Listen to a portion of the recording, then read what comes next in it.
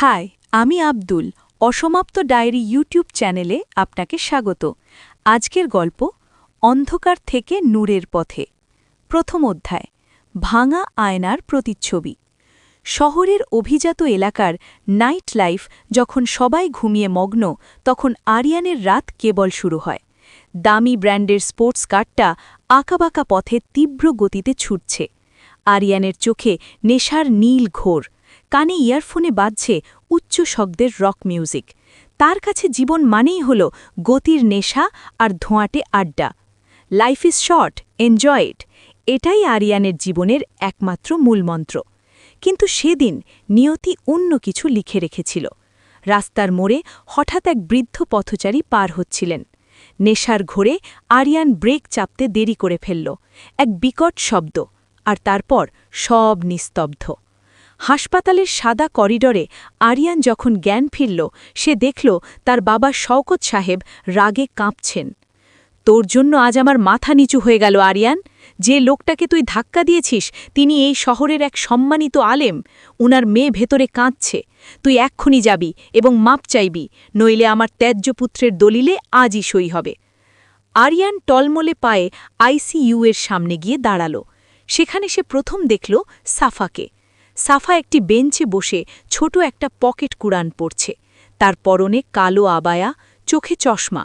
কান্নার ছাপ স্পষ্ট হলেও তার চেহারায় এক অলৌকিক স্থিরতা। আরিয়ান অভ্যাসবশত পকেট থেকে সিগারেটের প্যাকেট বের করতে গিয়ে থেমে গেল।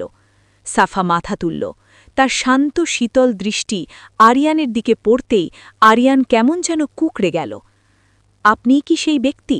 সাফার কণ্ঠস্বর কাঁপছে না, বরং খুব গম্ভীর। আরিয়ান আমতা আমতা করে বলল, দেখুন, চিকিৎসার সব খরচ আমি দিয়ে দেব। কত টাকা লাগবে বলুন। সাফা উঠে দাঁড়াল।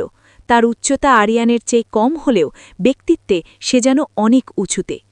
সে বলল, টাকা দিয়ে হাড় জোড়া লাগানো যায়, কিন্তু মানুষের দোয়া কেনা যায় না। আপনি নেশার ঘোরে আমার বাবার জীবন বিপন্ন করেছেন। আপনি কি জানেন, আপনি কেবল আমার বাবার ক্ষতি করেননি, বরং নিজের আত্মার কত বড় ক্ষতি করেছেন? আল্লাহর সামনে দাঁড়ানোর ভয় কি আপনার একটুও নেই? আরিয়ান থমকে গেল। ছোটবেলা থেকে তাকে সবাই টাকার ভয় দেখিয়েছে, শাসনের ভয় দেখিয়েছে, কিন্তু আল্লাহর ভয় শব্দটা তার কানে আজ প্রথমবার তীরের মতো বিঁধল। দ্বিতীয় অধ্যায়, এক অদ্ভুত প্রস্তাব। মাসখানেক কেটে গেছে। আরিয়ানের বাবা এক কঠিন সিদ্ধান্ত নিলেন। তিনি জানতেন আরিয়ানকে শাসন করে লাভ নেই, তাকে কোনো পাহারাদারের হাতে সঁপে দিতে হবে। তিনি সাফার বাবার কাছে আরিয়ানের জন্য বিয়ের প্রস্তাব পাঠালেন। শওকত সাহেব জানতেন সাফার বাবা অত্যন্ত দয়ালু। তিনি বললেন, হুজুর, আমার ছেলেটা জাহান্নামের পথে যাচ্ছে। আপনার মেয়ে যদি ওর হাত ধরে ওকে আলোর পথে নিয়ে আসে, তবেই ও বাঁচবে। সাফা প্রথমে আকাশ থেকে পড়ল। যে ছেলেটা মদ আর নেশায় চুর হয়ে থাকে, তার সাথে জীবন কাটানো। কিন্তু সাফা সাধারণ মেয়ে নয়, সে একজন আলেমা। সে ভাবল, একজন মানুষকে যদি সে অন্ধকারের গর্ত থেকে টেনে তুলতে পারে, তবে এটাই হবে তার জীবনের শ্রেষ্ঠ ইবাদত। সাফা আরিয়ানকে জানাল, আমি বিয়েতে রাজি, তবে আমার কিছু শর্ত আছে। আরিয়ান তখন জেদ আর অহংকারে জ্বলছে। সে ভাবল, ঠিক আছে, দেখি এই মৌলবি মেয়ে আমাকে কতক্ষণ শাসন করতে পারে। বিয়ের দিন আরিয়ান খুব অনিচ্ছা সত্ত্বেও পাঞ্জাবি পরে মসজিদে গেল। খুব সাধারণ আয়োজনে তাদের আক্ত হল। বাসর রাতে আরিয়ান যখন ঘরে ঢুকল, সে দেখল ঘরটা গোলাপের সুগন্ধে নয়, বরং কস্তুরীর এক স্নিগ্ধ ঘ্রাণে মম করছে। সাফা জায়নামাজে বসে আছে। আরিয়ান বিছানায় বসে তাচ্ছিল্যের স্বরে বলল, শোনো সাফা, আমাকে পরিবর্তনের চেষ্টা করো না, আমি আমার মতোই থাকব। সাফা মোনাজাত শেষ করে উঠে দাঁড়াল। তার শান্ত হাসি আরিয়ানের বুকের ভেতর এক অজানা কম্পন তৈরি করল। সে বলল, আমি আপনাকে বদলাতে আসিনি আরিয়ান, আমি শুধু আপনার পাশে দাঁড়িয়ে আপনার ছায়া হতে এসেছি। তবে একটা কথা মনে রাখবেন, অন্ধকার ঘরে আপনি একা থাকতে পারেন, কিন্তু জান্নাতের পথে আমাদের দুজনকে হাত ধরে হাঁটতে হবে। আজ থেকে আপনার প্রতিটি খারাপ কাজের জবাবদিহি আমার রবের কাছে আমাকেও দিতে হবে। আপনি কি আমাকে লজ্জিত করবেন? তৃতীয় অধ্যায়, প্রথম লড়াই এবং অজুর পানি। বিয়ের কয়েকদিন পর আরিয়ানের শরীর নেশার জন্য ছটফট করতে লাগল। সে গোপনে তার ব্যাগে মদের বোতল লুকিয়ে এনেছিল। রাত যখন গভীর, সাফা যখন পাশের ঘরে কোরআন তেলাবাত করছিল, আরিয়ান বোতলটা খুলল। ঠিক সেই মুহূর্তে সাফা দরজায় টোকা দিল। আরিয়ান দ্রুত বোতলটা লুকানোর চেষ্টা করল, কিন্তু পারল না। সাফা ভেতরে ঢোকে শান্ত চোখে বোতলটির দিকে তাকাল। আরিয়ান রেগে চেঁচিয়ে উঠল, বেরিয়ে যাও এখান থেকে, আমি বলেছি না আমাকে ডিস্টার্ব করবে না। সাফা এক পাও নড়ল না। সে ধীর পায়ে আরিয়ানের সামনে গিয়ে দাঁড়াল।